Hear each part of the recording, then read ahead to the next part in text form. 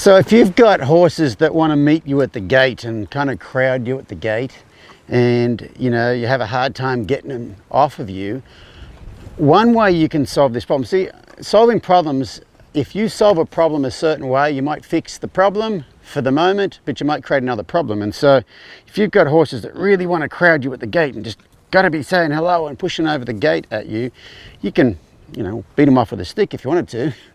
But then it's going to create some problems. So what I like to do is and these two are pretty friendly little chappies, if they were to meet me at the gate like this, instead of me telling them to get back, I would just stand here and change their expectation of what's going to happen here. This is the gate their food goes in there. This is the gate I go in. There's only one gate in here. This is the gate I go in and engage with them. And I've engaged with them a lot to where they love engaging. But what I would do is just stand here and ignore them. And by ignoring, I don't mean I'm ignoring them. I'm just looking at them.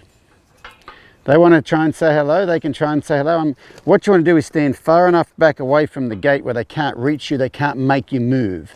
So you don't have to defend yourself, and you don't have to defend yourself, or you don't have to shrink back away from them. I'm a big fan of Brené Brown, and she talks about, I almost swallowed a fly then.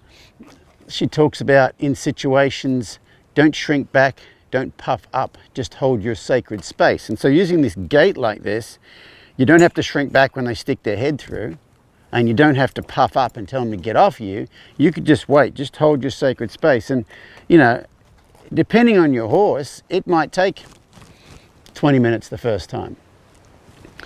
If you show up here and they just got to say hello to you, or they want to push you just wait, and when they end up getting disinterested and walk away, you're done for the day. That's the end of your session.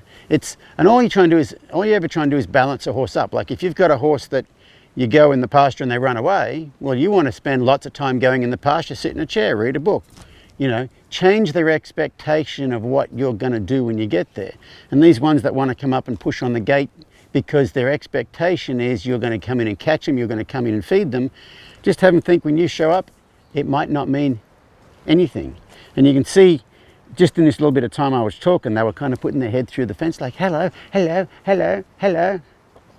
Because I've kind of wanted them to be that way, but I think we're at the point now to where I want to temper that a little bit, because I've got a great deal of connection about them, but now it's, it's almost a little bit on the high side where I don't really want it. So, and then they're not pushy at all, but you can use this same technique for a pushy horse.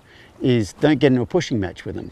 Let them push on the gate if they want to, but don't let them push on you, and then they'll walk away. And you can do that a few days, and I wouldn't even try and go in there until you show up and the horses do not push on the gate. Because I have a lot of people say, my horse is really pushy when I lead him around, and how do I fix this and how do I fix that? And I say, well, what are they like when you go to the pasture? Like they say, oh, they're leaning over the fence and they're already on top of me. And I say, well, you're already in a defensive position and they're already in that pushing position. Whereas I'd like to be able to go in there, let's say with these guys, they're not leaning on the gate anymore.